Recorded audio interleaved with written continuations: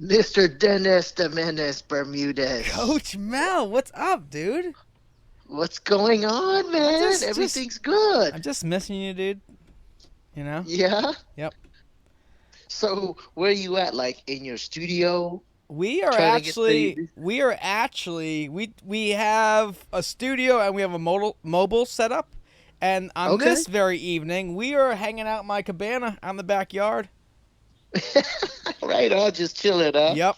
Yep. Talking about stuff. It's a nice day out today. Little hot, but I like to sweat a little bit. And Stan, my co-host, Stan, say hi.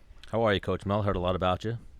How you doing, Dan? Well, don't believe everything you hear from Mr. Dennis there, but all good. Well, I think you said Dan. It's Stan. Stan the man. Stan the man. Oh, Stan. Yeah. Okay, I got you, Stan. All Yeah. right. But welcome to Menace and the Man, Coach Mel. All right, man. Glad to be on the show. So, looking forward to what you guys talk about here. We're live right now. Oh, are you? Fuck yeah. Okay. We like to talk about life and fighting, so two things that I'm sure you know a lot about. So real quick, Coach Mel, I mean, Stan asked me about you, and I was like, he fought for the king. He was a multiple-time Muay Thai world champion. Can you elaborate on those things? Like, when did you start fighting? Sure. It was just straight out of high school. I was back in 1992. I quickly, within a year span or so, I became a very young and talented world champion in Muay Thai, and really rose to the levels. And in no point in time, I just couldn't get any opponents in America, and ended up fighting overseas, and then ultimately became a two-time world champion in Muay Thai. Fought in Thailand several times, and in Japan many times, and Europe, and so on and so on. And was really fortunate and blessed to have competed all over the world and meet some great people. And I roughly had a career of about 10 years, from Okay. 92 to 2002. Okay. So around the same as And then, Dennis. Dennis fought for 10 years, right? Yeah. yeah, I'd say about that's the average lifespan, if you're lucky to compete that long, with all the injuries and, health and well, and your well-being. If you get past 6 years, 5, 6 years, you did something good there. You took care of yourself. For sure, for sure. So, after high school, where did you go? Where were you like, I want to start fighting? Where did you walk into? Was there a gym around where you lived? Where did you grow up? No, so check this out. It was in Las Vegas, right? And so I was training with my buddy in high school. He was like a brown belt, and In in karate. And karate? so, yeah, and so we went to the Boys and Girls Club, and just messed around. He asked if he could, he needed a sparring partner. I didn't know what to do. I had no training. Right. So I got in there, sparred with him, moved around, and then this guy just comes out of nowhere after we sparred. He says, "Hey, you want to do this for real, like train and compete?" I'm like, "No, you're talking to the wrong guy. You need to Right. talk to my karate friend here. He's the one that's a brown belt." Right. But I kind of shunned it off, and then he kept calling me and pursuing me, and next thing I know, I said, "All right, man, this guy's got to stop. I got to get him to stop bothering me." So I said, "Okay, I'm gonna try it." So I trained with him for roughly about over a month or so. Next thing I know, man, I'm fighting in Las Vegas downtown in front of like 1,500 people. It was Jeez. a big event. It How was old an were you? international event. I was 19. Okay.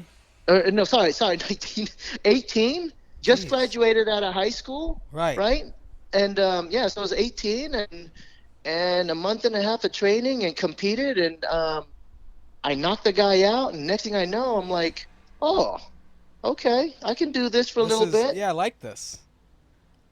Yeah, it was a pretty cool experience. I really had no formal training. And just like anything else, when you're starting out, it was up and down, but I continued with it, and it was definitely a journey. Yeah. And then, was I incorrect in that you fought for the king? No, that's true. Back in 2000, and back in two 2000, I got invited as the first. Well, there were two Americans, and I was one of them that competed on the King's, what they call the annual World Muay Thai um, Championships, and which was attached to the King of Thailand. So it was Okay. promoted through this big organization, and it was in honor of the king's birthday of Thailand. There was over 100,000 people that was fighting, man. It was wild. Jeez. So, Yeah, so Thailand has a 100,000 king. people watching. Yes. Yeah. Thailand has a king, yes. Oh, all right. No longer, not right now. They are in. From what I hear, I think it was last year that the king had passed, and they're going through some kind of. It's a historical thing that this has happened, so they're trying to figure out what they're doing over there in their country. He was such a beloved man, but I don't know what's happening at this time with that kind of how they view things. Yeah. So, fighting, changed your life for the better, right? Fighting what? I'm sorry, I didn't hear you. It changed your life, Definitely. for the good. You met your wife through fighting. You doing your research, man? I don't No, remember hang telling on. you. You told me this. I did, yeah. Yes. I'm gonna go Yeah. somewhere after this. Okay. He used well, to, before she was his wife. He used to spar with her. She was your student, no? that's correct. One of my student fighters, he was a fighter of mine, was training with me, and I got a call from a promoter, and they had called me and says, "Hey, we need a female fighter. We're looking for a female fighter," and I didn't have any female fighters at the time. I had women that were doing it for fitness. Right. And I asked my student, and he says, "Yeah, my roommate, she competes, but it was karate, it was kenpo, so she did competitions, but it wasn't full contact kickboxing." Right.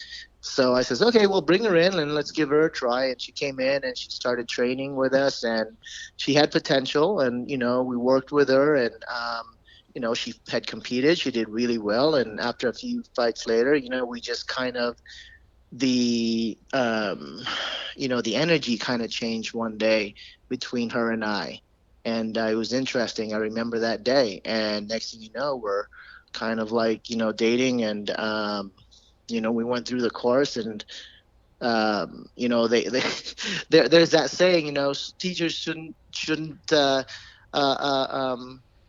date their students, Right. but at the time it was such a um, unique time in our lives that it just I think was meant to happen. Now, prior to dating her, right, you were training her, right?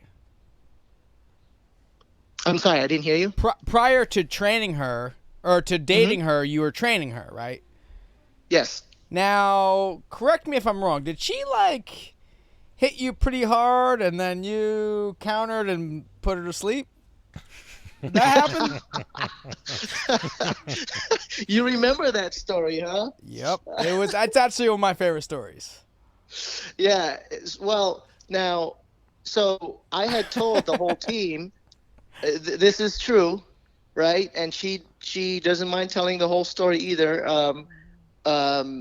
So I told the whole team, "Hey, we got to really work hard and train hard, and today's the day, guys, and put your game face on, because my goal today is to really run you through and dominate, and if I can take you out, I'm going to take you out. Doesn't matter who you are, I'm just going to try to take you out." And that was the job. Their job was to survive and make it through. And so I had sparred about 6 of my fighters at the time. And I went through every one of them, and they did really good. Some of them I put down, and one of them, unfortunately, was Marlo at the time. And Marlo at the time was not my wife. Right. We were just seeing, we were dating and seeing each other and that kind of thing. So, wait, you were dating her and you put her down? I love that. So here's the one thing you got to understand, right? My philosophy on the training mat, right, or in the ring, or in the gym is that when we're training together, everyone is equal. There's no men, there's no female, there's no gender, there's no age either. So if I told you that, hey, your grandma is right there across the ring and you got to knock her out, I'm sorry, grandma, but that's what's going to have to happen because you made that choice to be in the ring to spar with someone, right? And so when I get in there, I don't look at them at a different status. I look at them all as students equally.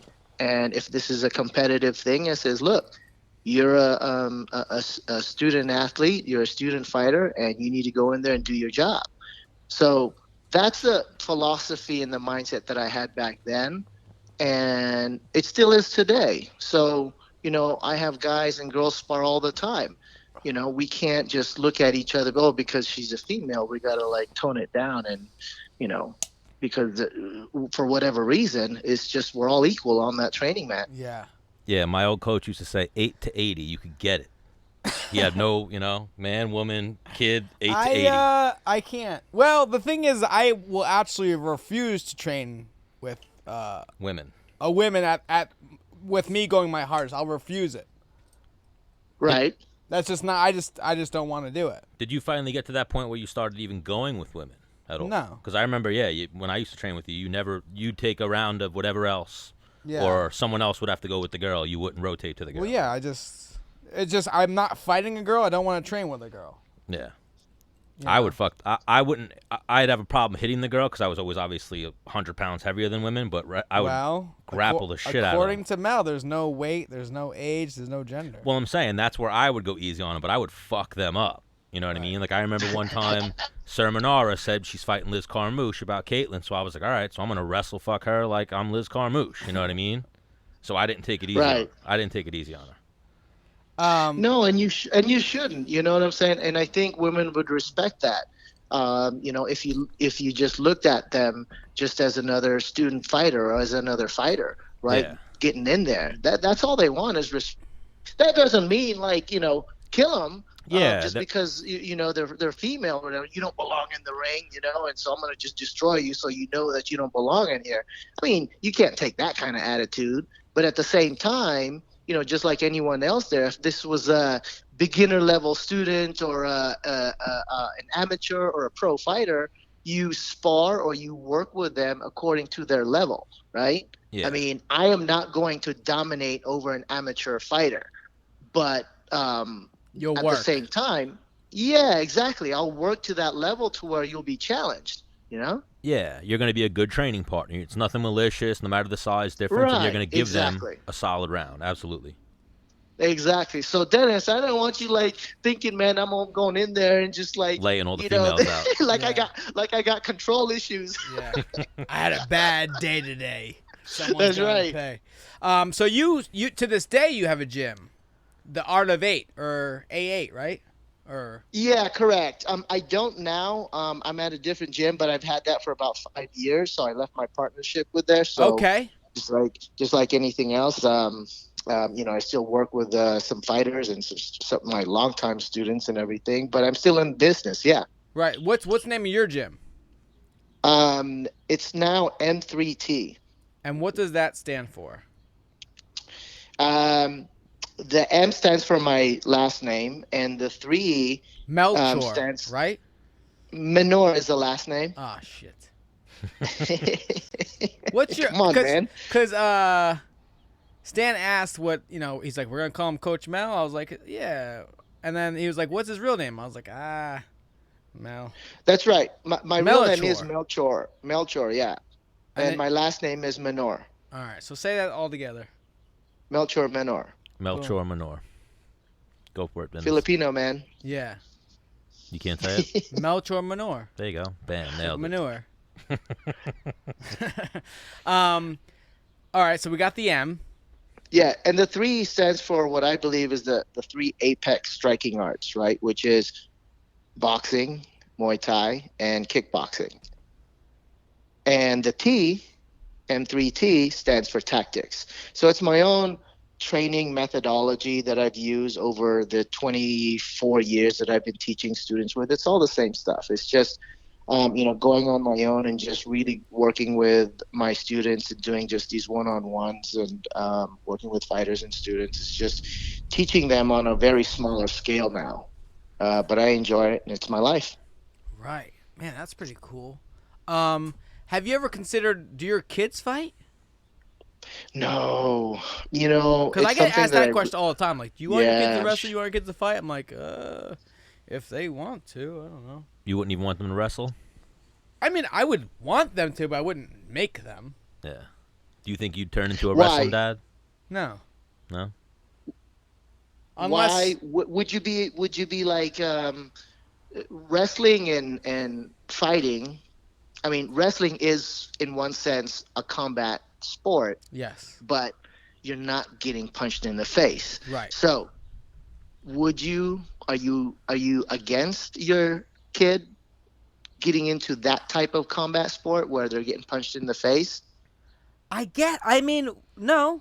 Okay. What it is they're the loneliest sports. Yeah. Right. Absolutely. You know what I mean? So and they're going to lose at some way, shape, or form at some point. They're But it's going to also, lose. when you said weird, loneliest, it's a weird lonely. Like, there's a team aspect to it. Yes. Like, you have a team and you Yes. prepare, you grow Yes. super close with those guys. Like, that's how me and Dennis became friends, Mel. Like, Right. you build relationships. Like, even you two. Do you still talk to anyone else from Tough 14? Who, me? No, Coach Mel. I know oh, you do, okay. yeah. No, not like that. But when I see him at events and stuff, yes, I'll talk to him. Yeah, and it's like you're friends forever almost. Like, when you Right, share the mat with right. someone, it's a weird bond that fighting builds. So there is a team aspect to it. But when you lose, loneliest sport in the world. Yeah. Well, I had trained with Coach Mel after the show, Mm-hmm. and we established a good and even stronger relationship. Where was than this? just being on the show in California. Okay, Yeah, okay. in San Diego. But no, I mean, Yeah. back to like my kids fighting or wrestling. It's just like, again, I would never make them do it. Yeah. And if they wanted to, I would support them and give them the best knowledge and support that they could get, but they would have like At the same time, you're not pushing it on them. Yeah, right? 'cause You're they not gotta taking to want the it. gym and training them. Right. yeah, right. they gotta want it. It's one of Yeah. those. So we're like when I would lose a football game or a soccer game, it didn't really hurt me that bad. Like, yeah, I was pissed, whatever. But like, and when we won, it wasn't like, oh yeah, like it's because of me. Yeah. With fighting or Right. wrestling, it's like, man, you can't point fingers, and No, you can only look yourself in the mirror, man. And I mean, on the same token, like, life's going to smack you in the face at some time, shape, or form. Mm-hmm. Like it does it to everybody. Mm-hmm.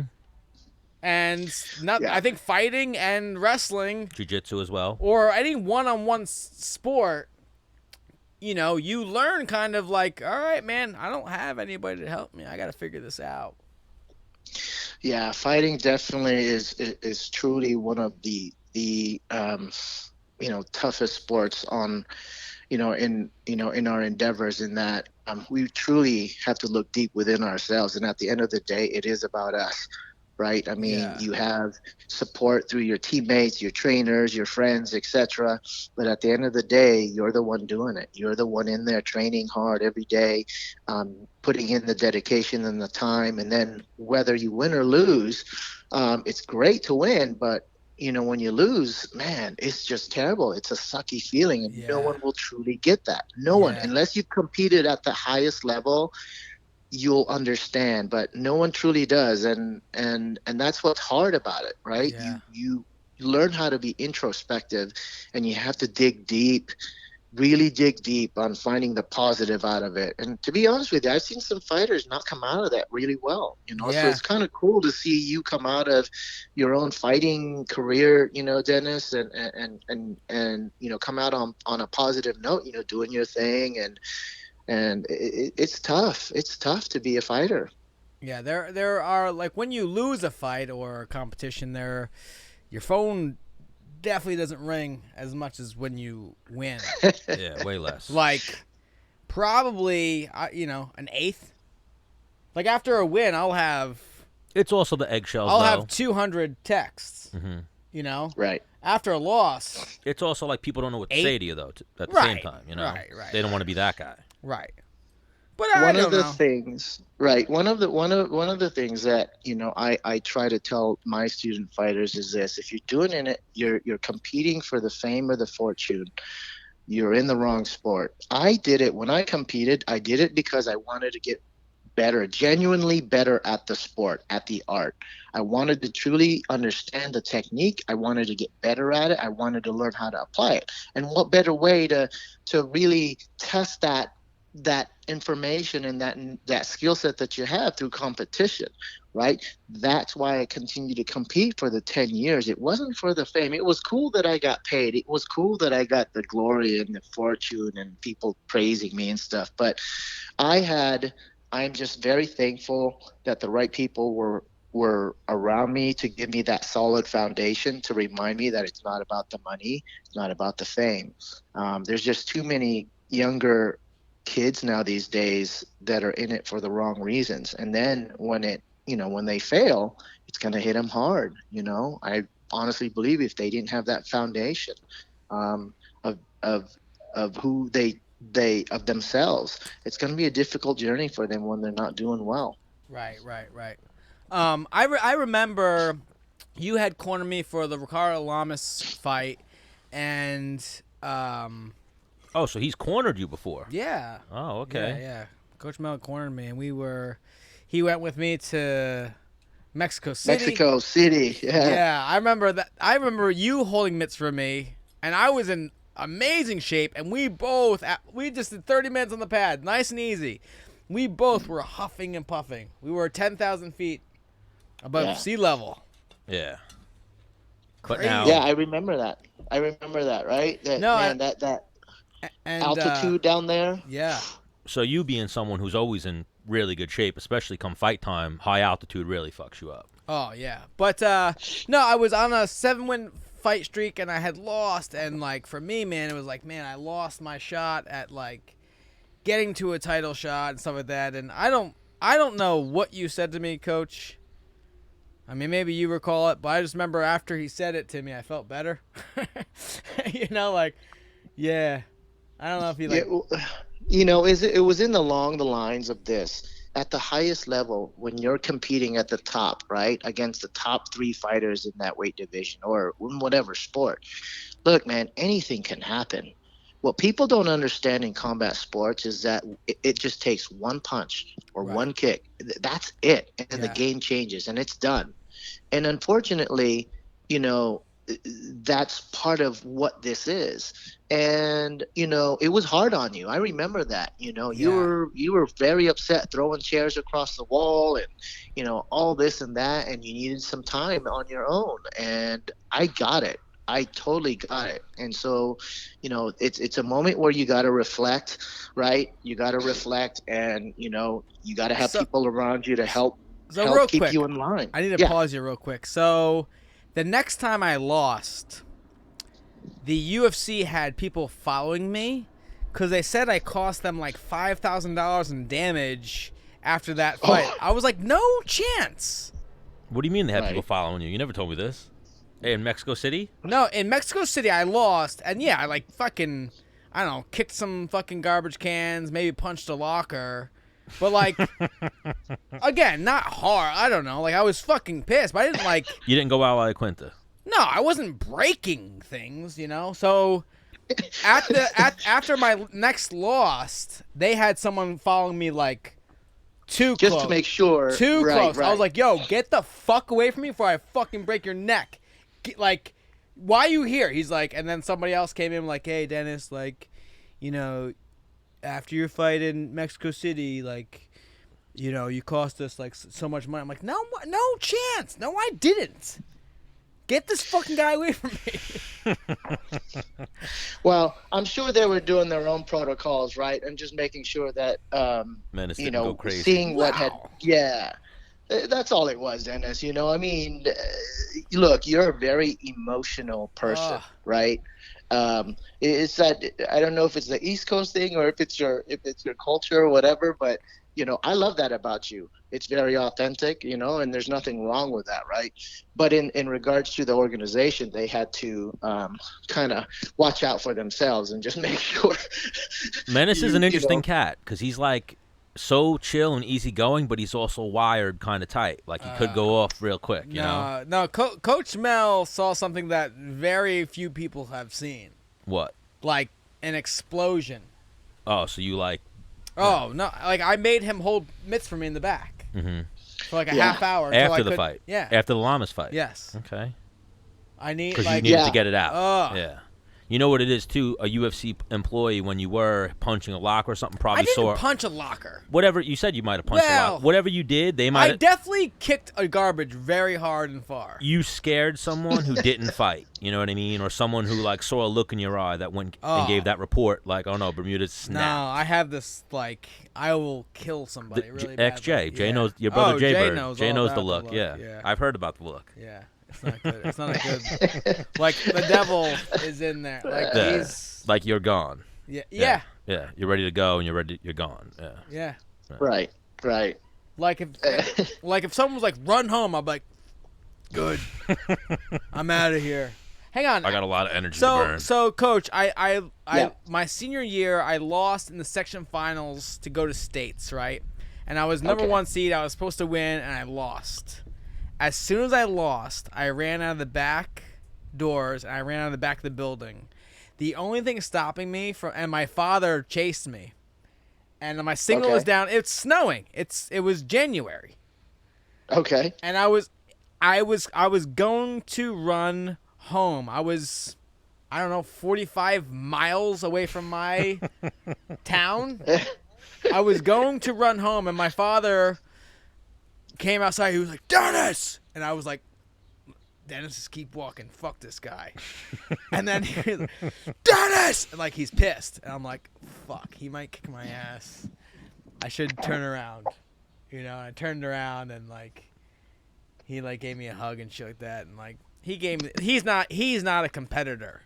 So he told me something to try and make me feel better. And it was like, hey man, there's always going to be someone out there better than you.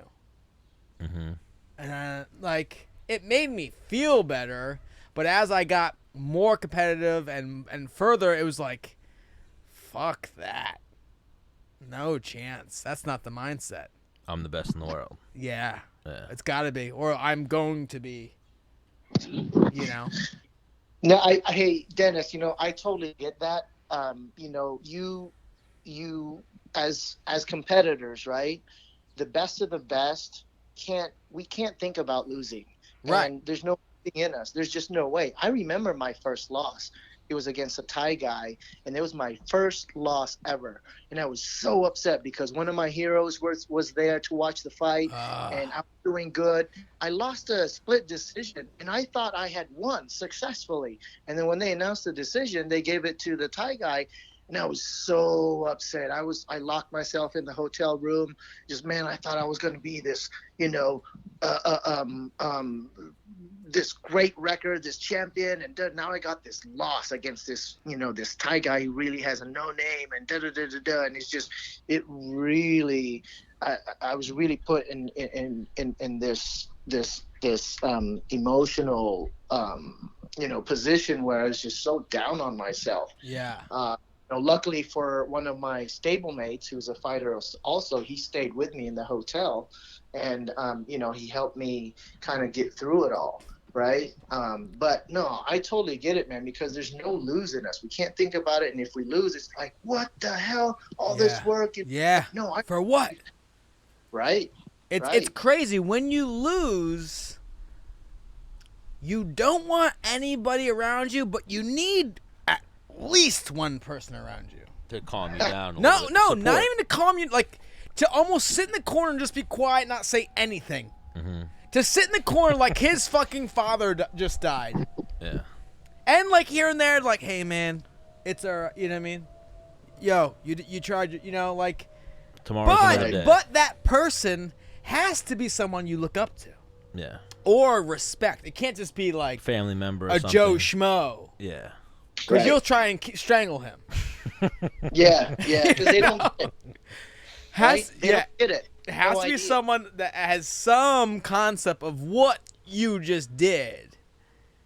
You know, Right. it can't be Joe Schmo. You know, So, Coach, you fought for 10 years. I remember you said you were fighting when you were like 18, 19. You retired young?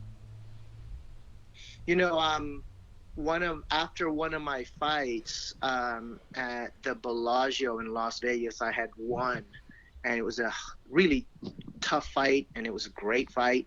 I decided with my wife is, look, I told my wife I need to take a break.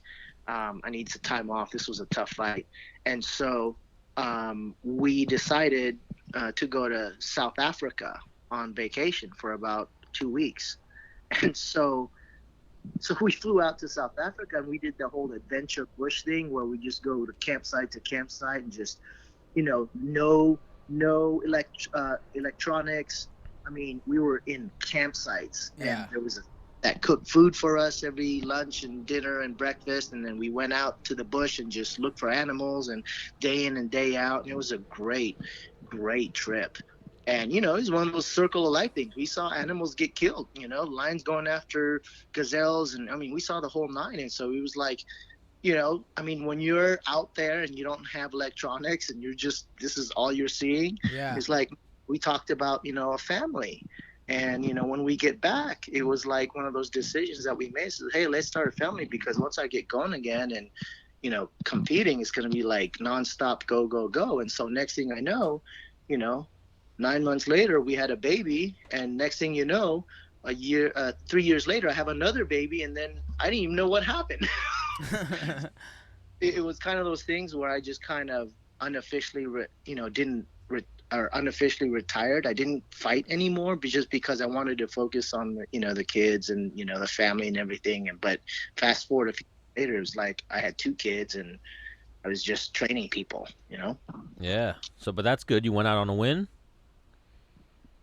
My last fight was a win, yes. Yeah, so that's the best way to go out, same way as Dennis. So you're probably a little bit more fulfilled when you go out on a win. Yeah, you know what? Hold on. I got to rewind that real quick. Let me see. 2002. You know what? Actually, guys, my last one was not a win. Oh my gosh. It was a loss. And I guess that's why I was like, I got to do this. I got to get back in there.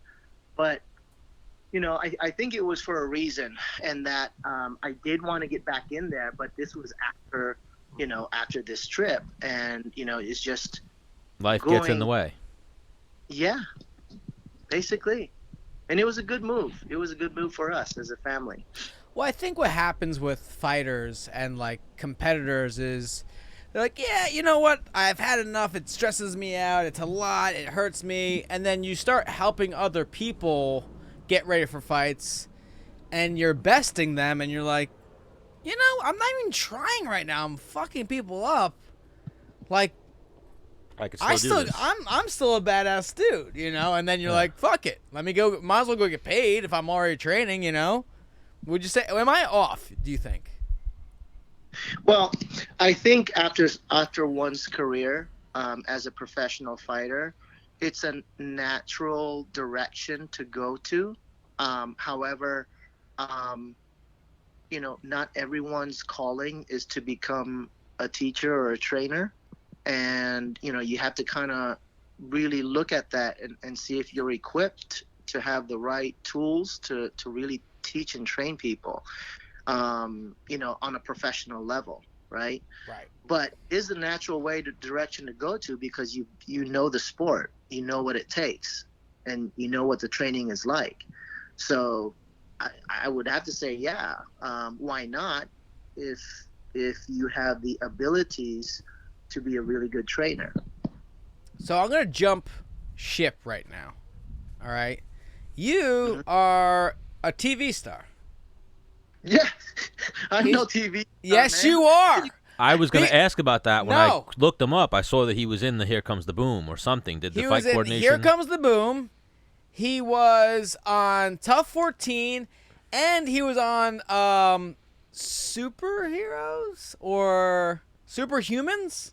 It's funny is like the stuff that you see on the World Wide Web, right? I'm on.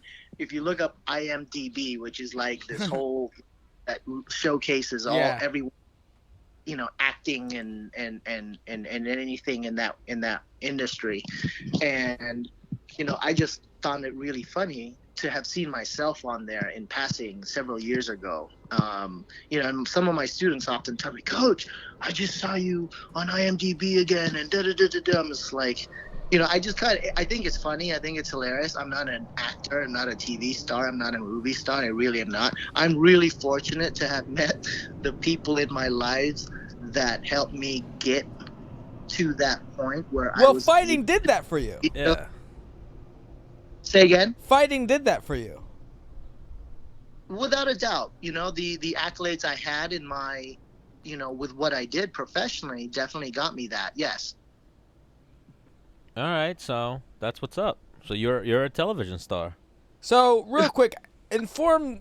So how did you get on? What's the show? It's Fight Science or no, Superhumans? no. Who's the Superhumans? Stan Lee. Stan Lee is Yeah. Superhumans.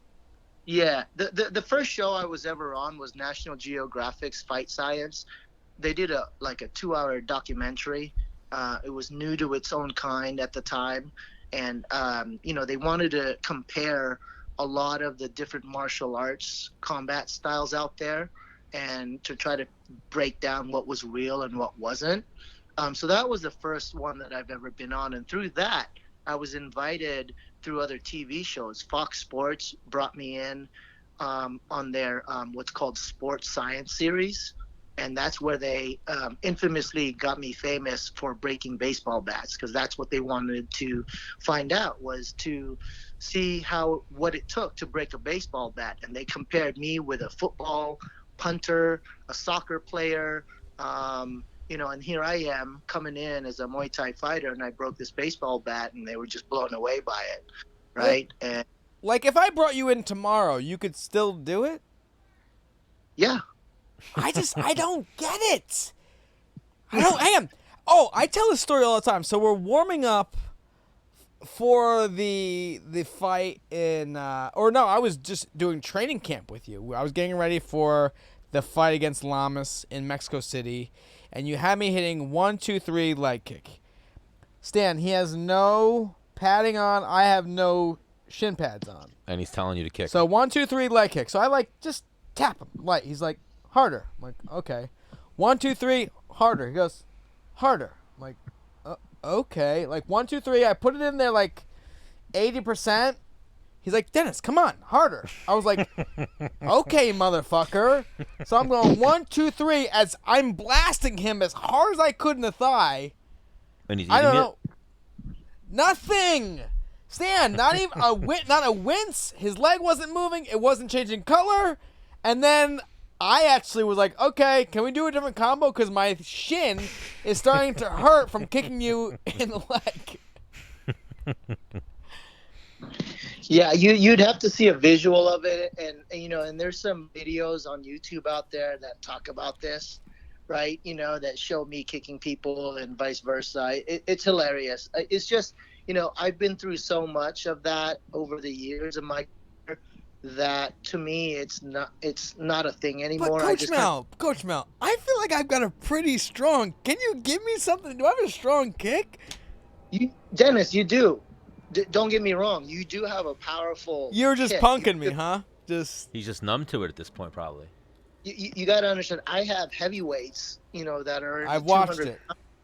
That kick me full on, and I'm flinching either. So, it's one of those things, man. I mean, to credit, the way that I quantify a fighter in terms of their kicks, like, are they a dangerous kicker? I could tell, like, by their weight, is it appropriate? Is that power of your kick appropriate to your weight? Right. And be honest with you, when you threw that kick, I was like, okay, that's really sharp and that's really good. I wouldn't say it's dangerous, but it's powerful. Well, no, I've never stopped anybody with it, but. Right. I met some dangerous. I've slowed them down. Yes, no, you can hurt people with your kicks, definitely, Dennis. And I've seen that. You've had a couple fights where you were leg kicking the crap out of people, and it was definitely affecting them. Very effective leg kicks, Dennis. But my ego was totally wrecked From Coach Mel. Yeah. No, Dennis, no, harder. I'm like, I am kicking you my hardest. Okay, can we do a different combo because it's starting to hurt my leg? No, so hang on, because I remember you on the show. I watched a little highlight. You, like, when you're about to kick a baseball bat in half, you take yourself somewhere else. Yeah, it's well. There's a couple parts to it, right? I mean, one, the physical part, the biological. And, I did my research, and try to figure out how to explain why is it that I don't feel the kind of pain that I do like normal other people would when they, break a baseball bat. And so there's a biological aspect of it, and then there's the mental aspect of it as well. So, basically what it comes down to is mentally preparing yourself that, okay, this is what's going to happen, and, letting yourself know it's only for a moment, and that's it. Right? Because we have what's called pain receptors. And so for me, because of through the years of kicking for 10 years, et cetera, I no longer have pain receptors. They're repaired. So it doesn't signal to my that it hurts. It freaking hurts. But I feel the impact, right? I feel the impact. Now, when I feel the impact, it goes to my brain and says, okay, that was a hard kick. You just broke something. But I have to also tell my brain it's okay, because it's not going to be forever. It's just going to be for a couple seconds, and I'm good. And that's what it comes down to, is just knowing in your head that pain is going to go away. Oh, so you almost like trick your brain into like almost not even registering it. Yeah, correct. I mean, like I said, there's a biological aspect of it, right? Where we have embedded within our body, right? These pain receptors. I mean, there's millions of them within our body. There's the surface, there's in our muscles and in our joints. So what happens is when it feels that pressure, it tells your brain, says, ouch, mother effer, that really hurts. So it tells our brain, and that's the fight or flight. It's like, we don't want none of that. We're wired not to be put in that kind of place. And so we don't do it, right?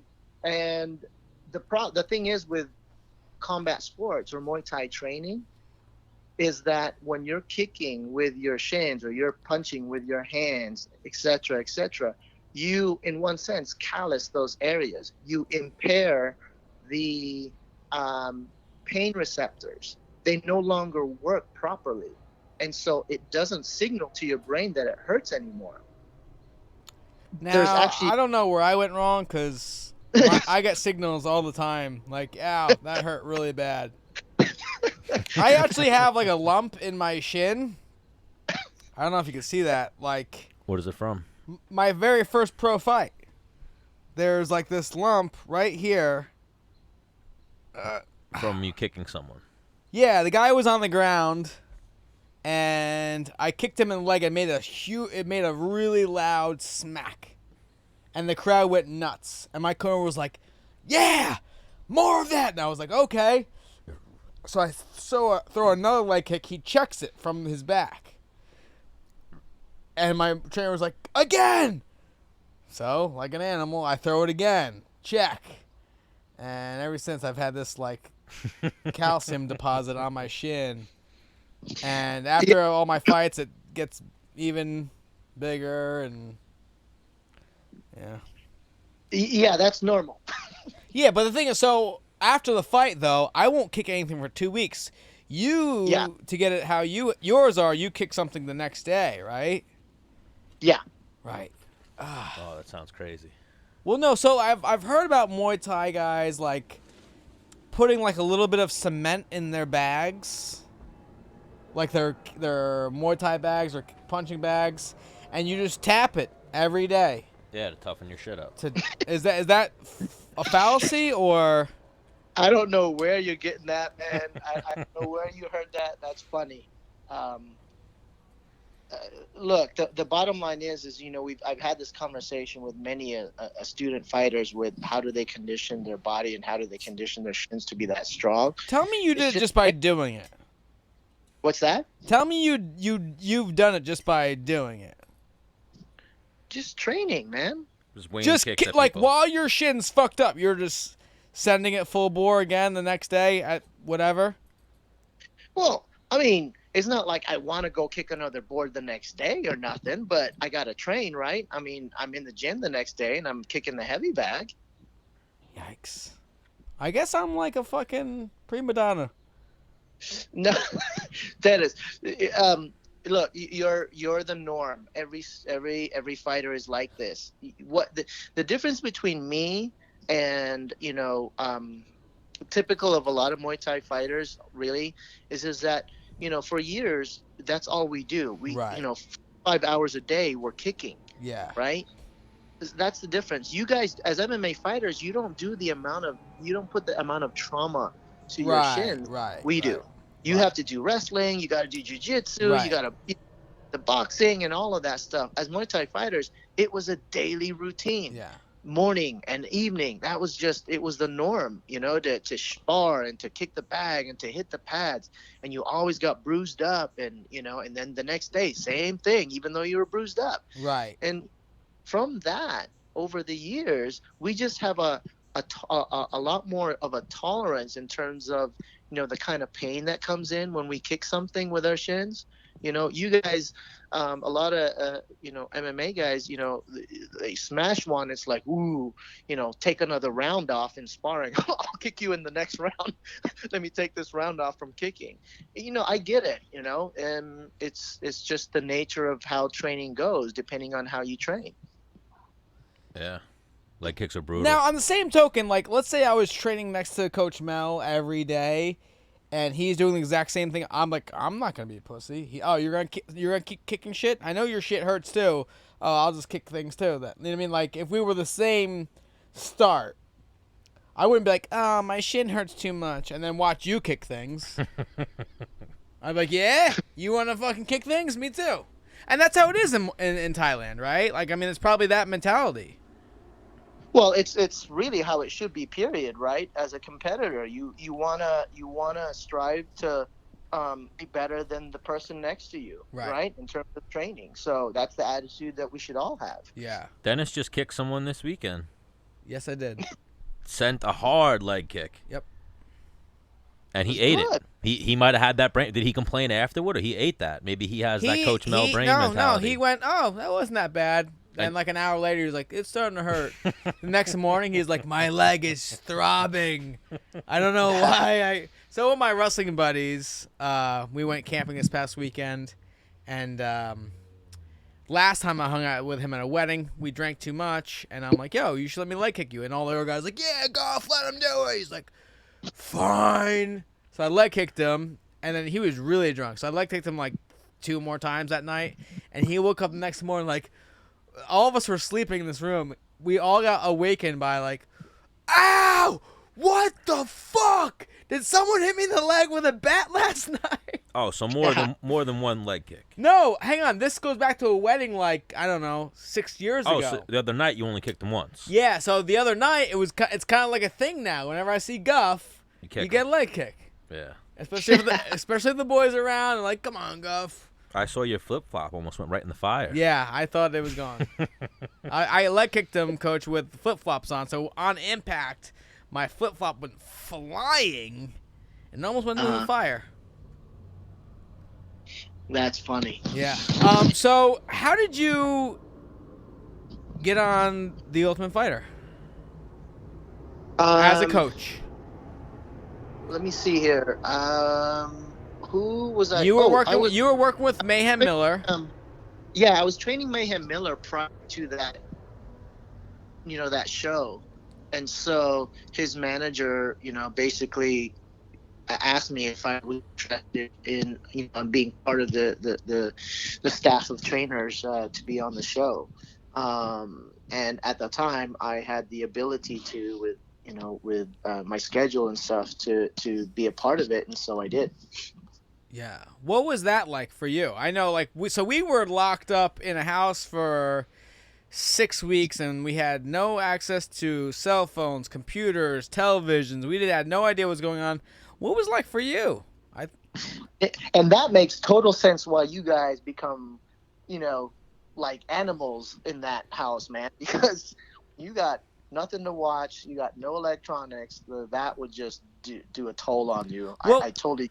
Well, for me, a lot of people ask what it was like for the house, being in the house. Like, did it suck? I'm like, no, man. I had nothing to worry about other than fight. I didn't have to worry about, like, posting on social media. I didn't have to worry about my car bills. I didn't worry about rents. I was just there for a fight. I didn't have to worry about putting gas in my car. Like, You hadn't had your boys yet. Right. You were on a mission. I wasn't a father. Yeah, it was you were just on a mission. like, just fucking kill. You went there single. Yeah. You never girlfriend. No, I had a girlfriend. Oh, you had a girl, yeah. but she understood the drive. But like food was, I didn't have to buy food. Like I didn't have to make money. It was just like, it was almost like being in high school again, live with your parents, but like, all you're doing is just getting ready for a sport and just training. Yeah. Yeah, that's an actual nice setup, right? That's a dream thing there. And that you guys were. You could order whatever you wanted, right?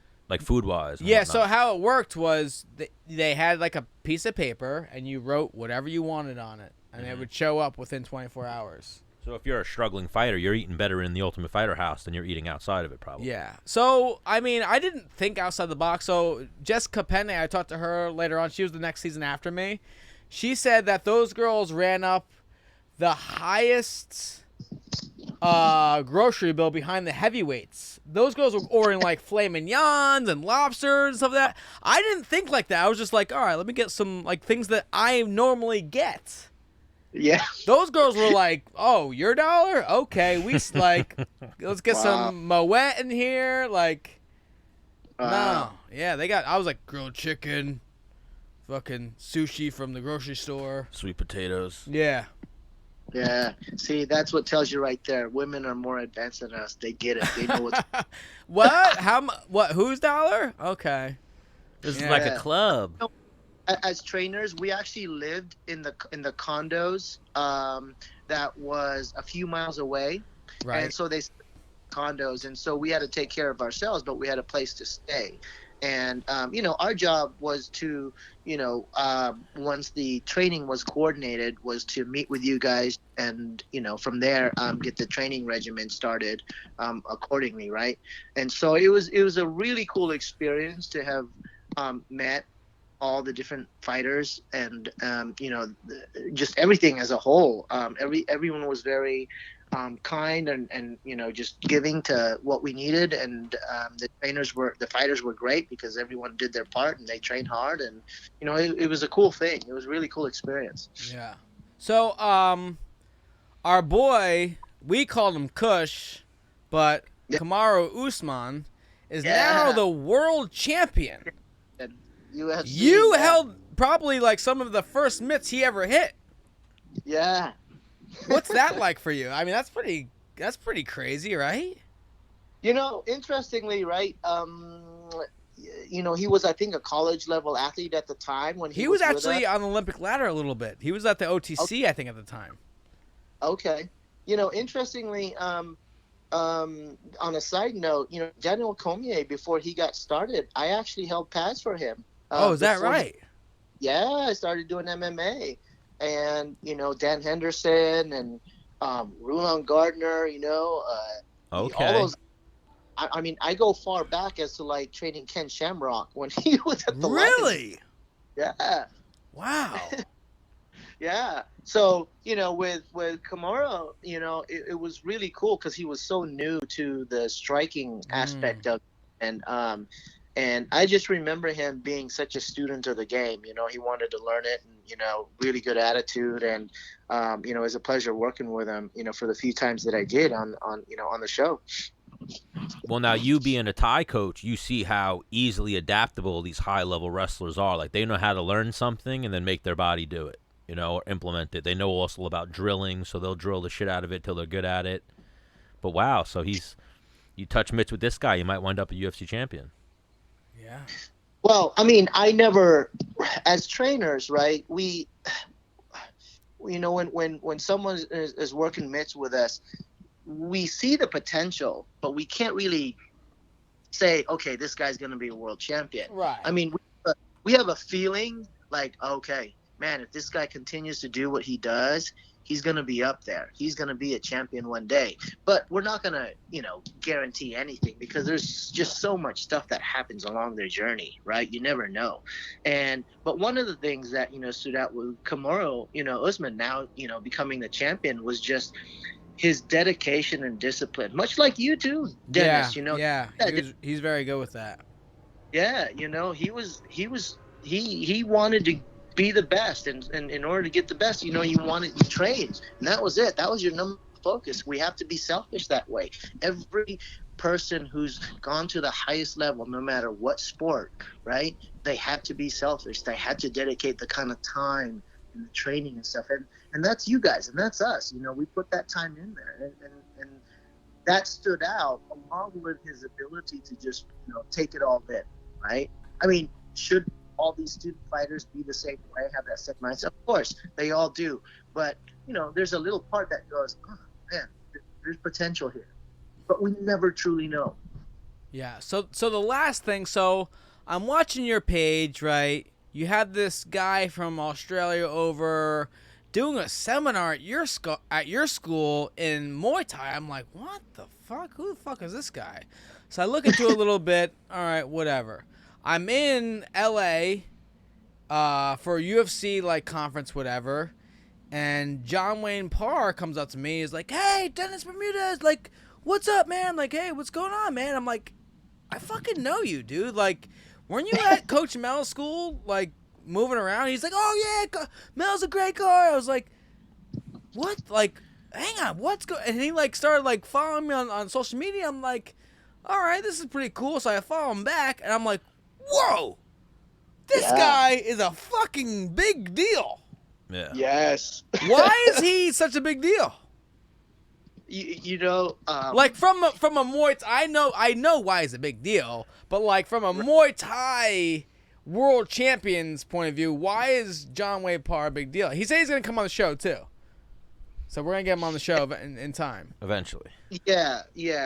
John Wayne is what we call one of the living legends in our sport, and very few people can I say that they are legends. And the reason what makes him a legend is what his history, what he's done in terms of his career. Man, this guy's had 100 fights, not in just Muay Thai.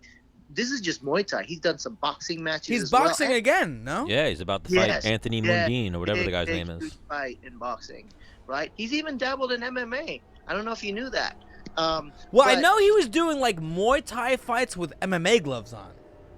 Yes, that's his own promotion that he does back at Gold Coast, where he's from, and it's really taken off, and it's really successful, and I'm really happy for him that that they're doing this, or he's doing this as a side business thing for him. But John Wayne is one of those guys, the few foreigners at the time back in the 90s, where foreigners, white guys, were not allowed to even train at the Muay Thai gyms. And for whatever reason, they accepted him. And, he literally lived there since he was young and trained, and that's all he did. And, he accepted the culture, and and he accepted the way of life there. And that's all he did was fight. And, along the ways after, his young career, he got to compete with the best of the best. There's no doubt. No one will argue, who he has not fought. I mean, he has fought the best of the best. And, his accolades just speak for itself. That's just about it. I actually started, I remember going into my last fight, and I'm like, man, I'm going to take a page out of this guy's book. John Wayne Parr's book? Yeah, fuck it. He will just kind of, I mean, I don't want to take anything away from the man, but from my eyes, it's just he just kind of comes forward and just starts throwing long, straight punches at you, and just doesn't stop. I mean, a great defense is a good offense. Yeah. So if you're getting hit constantly, how can you, what can you do? And I took that from him, and I remember going my last fight, man, I'm not gonna just throw like a jab, fade back 1-2. Like I'm gonna throw a 6-piece at this dude as fast as I can. You know, a lot of coaches show like really turn and twist. That that leads to a bigger gap of time from that guy getting hit again. When you really turn and twist, yes, they're more powerful. John Wayne Parr will hit you like 60 times in 30 seconds. You know, like he's just rapid firing on you. You know, and then as you're covering up, then he'll load up that fucking super shot where you fall down. I'm like, damn. Yeah, he's a beast. Remember, even we had Robert Whitaker on, and I was like, I think you might be the biggest fighter. Then we said Mark Hunt, and Robert Whitaker was like, nope, John Wayne Parr. John Wayne Parr is like the most famous fighter from Australia. Yeah. And even if it's not like social media following, people just know him. You know, like he's like a legend in Australia. Yeah, Muay Thai typically is a slow-paced fight, just because of the style itself. And what made John Wayne Parr, and I call him Wayne, what made Wayne stand out and become successful because he had an aggressive style. He just sprinted at you. Yes. When it came time, he was in your face. Pop, pop, pop, pop, pop, pop, pop, and he would never stop. He was just relentless. Right. And the Muay Thai is just all about timing and defense and countering. He didn't play that. Yeah. From the very round, he just come at you. Well, the thing is because Muay Thai has that style, like you just said, about timing and countering, guys weren't ready for him. They couldn't endure his pace.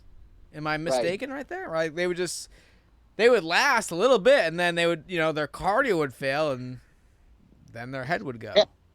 Yeah, totally true. So now, have you trained with John Wayne Parr in the past? Yeah, we trained. I first met him back in Vegas. My wife is a good friend of his wife, Angie, and they often communicate, and even though they're in Australia. And I first met Wayne in Las Vegas. We were both training for an event, a show. He was the co-main event. We were both the co-main event. I remember that. So you guys fought each other? No. Sorry, we both fought on the same card. Oh, okay. We both fought on the same card, and we trained together. I was living in San Diego. He moved to Las Vegas at the time, and so we trained. We had fought, and then after that fight, we got really close, and after that we just kept in touch. And if he was in town in San Diego, I actually helped him get a job down here in San Diego. Where he worked at the gyms, and he became a trainer, and everyone sought him out. It was really cool. We trained together. He helped train me for my fight with Danny Steele, and for the K1, and vice versa. When he was training for his fights in Paris, and in other fights in Arizona and some other things for WCK, I helped him train for it. So we trained together for a few years. So last thing, let's go through the list, and it doesn't have to just be MMA, of like notable fighters that you have trained or worked with. Go. Let's start with Dean Lister, Ken Shamrock, I'm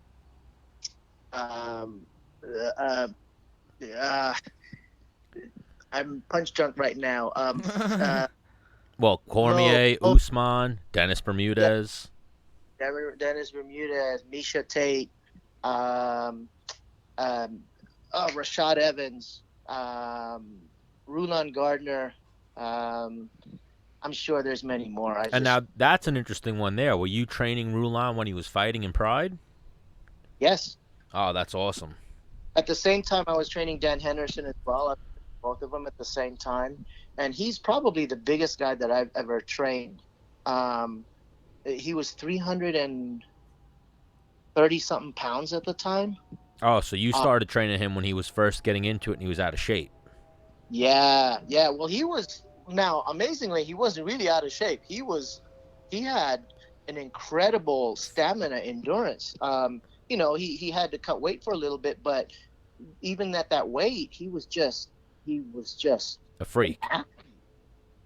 he was a freak. And he explained to me, I don't get it. Big guys like him, when I held mitts for him and pads for him and work with him, says, how is it that you can push yourself? He goes, well, he said that the doctors did a study on him and they tested him. His lungs actually are twice. He explained to me that his lungs were twice the size of a normal human being, which explained his capacity for oxygen. And he could pump out the oxygen faster than we normal pee-wee human beings could. And so that's why he was able to just really, really have this high level of endurance. Yeah, he was able to outwork people. Yeah, exactly. Especially for that weight division. Oh, yeah, I was a big fan of Rulon Gardner back in the day. Just seeing an Olympic gold medalist come into Pride, and he was fighting guys with a lot more experience than him, like his first fight, second fight. Yeah, yeah. And I didn't know his whole story. Apparently he was on ESPN's, like, top, greatest athlete in the world, which was a really cool story, beating the Russian champion who's been unbeatable for so many years. Yeah, he's the guy who beat Karolin when Alexander Karolin was on his crazy streak, and nobody could beat him. Yeah, that's cool. That's pretty cool. Yeah. And Dan Henderson, too, he was training for his Pride fights. It was cool to really work with all these high level athletes and fighters. I was really fortunate to have worked with them. I guess, at the end of the day, when it comes down to game respects game, and be it the managers or the fighter themselves kind of picked up on that. They knew who was legit and they wanted to work with. So that was really cool. You're cool. No, man, but you're the menace. You're cool. Nah. All right, Coach Mel, we feel like we've had you on for like an hour here, so we'll let you go. We want to thank you for joining us, and we'll get you back on the show because I'm sure you got a lot more fighting stories to talk, a lot more life lessons to give our following, and yeah, you're the man. Where can people find your gym? Where is there a website? Is there a social media page? Where can people come train with Coach Mel? Well, yeah, I do have a website. It's called m3ttraining.com, or they can just look me up on Instagram, which is just my name, Melchor_Menor, M-E-N-O-R. That's it. I like it. Okay, Melchor Menor, Coach Mel. Thank you again for joining us here on Menace and the Man. And I miss you, Coach. Next time I'm in Cali, we'll get together. Yeah, definitely, bro. Or if you ever come to New York, I already talked to my guys to the gym. We would love to have you come here and do a seminar.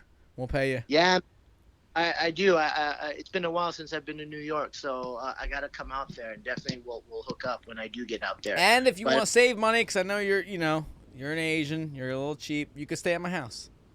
I appreciate that, man. I got family, man. Bring them. Bring them. Yeah, okay. I've got bunk beds. I've got a guest bedroom. I got a sauna if you want to get weird. I got a little Menace we can work out, whatever you want to do, dude. A little pool. And we're in the cabana right now. We'll send you the link. You can look at where we're hanging out, and we'll get it going. Okay, brother. I look forward to that, man.